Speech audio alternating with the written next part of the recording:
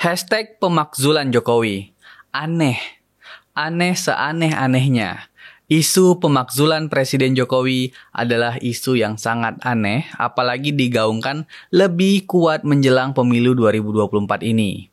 Keanehan ini bukan karena itu saja, tapi banyak keanehan yang dilakukan pencetus ide pemakzulan Presiden Jokowi ini. Isu pemakzulan ini digaungkan oleh sebuah pergerakan atau perkumpulan yang mereka sebut dengan nama Petisi 100 Penegak Daulat Rakyat. Mereka menyebut dengan Petisi 100 karena gerakan itu dilakukan oleh 100 tokoh yang katanya berasal dari berbagai unsur, mulai dari cendekiawan, purnawirawan, ulama, hingga masyarakat, yang tujuannya untuk mendesak pemakzulan presiden. Tapi anehnya, dengan berisikan berbagai tokoh itu, apa yang dilakukan Petisi 100 tidak mencerminkan intelektualitas dari tokoh-tokohnya. Seakan-akan ini hanya akal-akalan saja. Kenapa? Karena mereka melakukan laporan kepada Menko Polhukam untuk mengusut dan mendesak pemakzulan Presiden Jokowi saja sudah salah. Apalagi pemakzulan presiden itu bukan wewenang dari Menko Polhukam. Apalagi Menko Polhukam adalah menteri yang bertanggung jawab kepada presiden. Mana bisa menteri melakukan pemakzulan kepada presiden?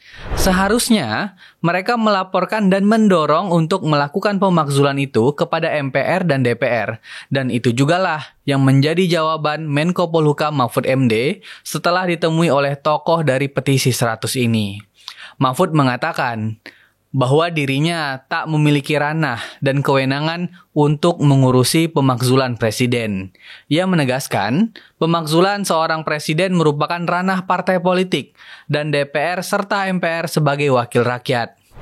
Makin anehnya lagi, momentum yang mereka pilih untuk melaporkan ide pemakzulan ini kepada Menko Polhukam di saat pemilu bahkan tidak sampai 1 bulan lagi. Dan yang mereka temui juga merupakan salah satu calon wakil presiden yang ikut kontestasi pemilu 2024 ini. Makanya, tindakan Petisi 100 ini menuai banyak pandangan, terutama di kalangan para pengamat politik dan ahli hukum tata negara. Salah satunya, dosen saya di Universitas Indonesia yaitu Profesor Jimli Asidiki yang menyatakan bahwa perbuatan Petisi 100 ini aneh dan hanya sebuah pengalih perhatian atau bahkan isu yang digaungkan sebagai taktik politik dari pihak yang takut kalah. Makanya, saya bilang di awal kalau pemakzulan presiden ini hanya akal-akalan saja. Soalnya, Petisi 100 ini sudah melakukan gerakan ini sejak Juli. Namun mereka lakukan hanya roadshow dan mencoba mengajak masyarakat untuk menyetujui ide mereka untuk memakzulkan Presiden Jokowi. Akan tetapi, terlihat seperti tidak ada hasil dan respon yang banyak dari masyarakat yang bahkan saya yakin sebelum mereka mendatangi Menko Polhukam kemarin, banyak dari kita nggak ada yang tahu apa itu Petisi 100.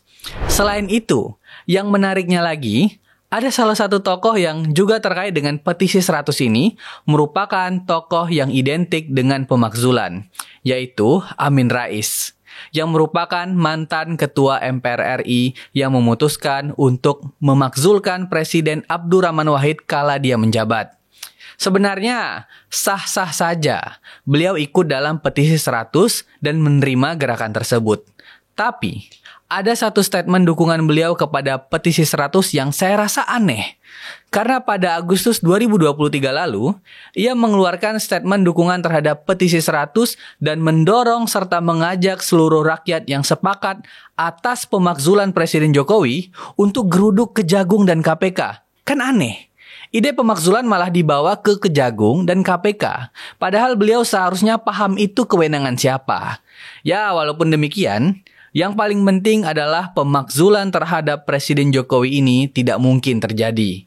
Pertama, tidak mungkin terjadi karena tidak ada dasar dan alasan yang menguatkan untuk memakzulkan Presiden Jokowi. Karena berdasarkan pasal 7A Undang-Undang Dasar 1945, dasar pemakzulan seorang presiden adalah karena terbukti telah melakukan pelanggaran hukum berupa pengkhianatan terhadap negara, korupsi, penyuapan, tindak pidana berat lainnya, atau perbuatan tercela maupun apabila terbukti tidak lagi memenuhi syarat sebagai presiden. Dan faktanya, petisi 100 tidak bisa memberikan bukti yang jelas apa yang menjadi dasar Presiden Jokowi itu bisa dimakzulkan. Makanya, kesannya hanya akal-akalan saja. Lalu, faktor waktu juga tidak memungkinkan terjadinya pemakzulan. Prosesnya tidak mungkin dapat dilakukan hanya dalam jangka waktu singkat, karena DPR harus membentuk panitia khusus untuk penyelidikan dan menemukan kesimpulannya. Lalu kemudian akan diperiksa melalui Mahkamah Konstitusi dan kemudian harus disetujui atau mendapat dukungan setidaknya 2/3 dari sejumlah anggota DPR dalam sidang paripurna. Hingga nanti akhirnya diputuskan melalui paripurna MPR. Jadi, bukan proses yang sederhana dan sebentar. Dan kalau misalnya memang petisi 100 sudah berjalan sejak lama, kenapa tidak melakukan laporan kepada DPR sejak dulu, agar DPR segera membentuk pansus? Ya, artinya sampai saat ini pun petisi 100 ini tidak bisa membawa bukti yang cukup agar DPR setuju untuk melaksanakan proses pemakzulan ini. Ya, artinya pemakzulan Presiden Jokowi ini hanya akal-akalan saja yang tidak ada bukti nyatanya, hanya sekedar gaungan tanpa ada pembuktian. Jadi, kita lihat saja perkembangannya nanti bagaimana. Bersama saya, Belmondo Scorpio di #Belmondo.